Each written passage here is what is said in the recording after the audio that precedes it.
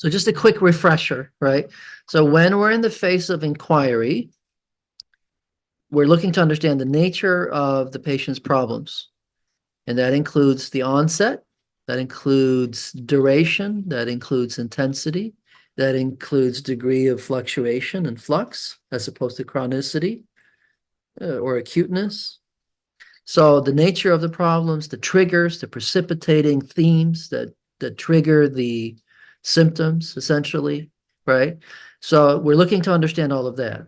We're also looking at how is the patient responding in real time? Are they able to have a meaningful give and take relationship? Or do they give one word answers and they're very shut down and muted? Or do they take over and monologue and throw up a wall of words, right? We're paying attention to all of that, to what's the observing ego capacity? To what extent can they observe and describe their inner life or provide significant emotional psychodynamic information as opposed to just factoids like, oh, here's what I had for breakfast, or okay, so all of that, is someone psychologically minded or not, right? To what extent are they aware that they have a role in their own symptoms, their own suffering? All of that we're assessing when we do an inquiry.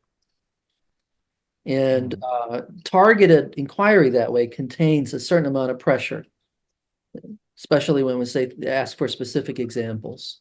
It's really an invitation to emotional intimacy, right? It's you're looking to get to know someone in a meaningful way. That is a kind of pressure for them to be open with you. And so there's pressure there. Even if you're not like stacking pressures or asking repeatedly about feelings, there is still pressure. So there's no hard and fast line between inquiry and pressure. The next phase of the central dynamic sequence, there's overlap and they bleed over a little bit because there is inherent pressure in targeted inquiry. And inquiry can be, where were you born? More factual things, that's just pure inquiry. Phenomenological inquiry is when we start asking about their first person experience and it becomes dynamic. It becomes about their inner life. So now inquiry is not just straight up about factoids, but it's phenomenological and dynamic. Okay.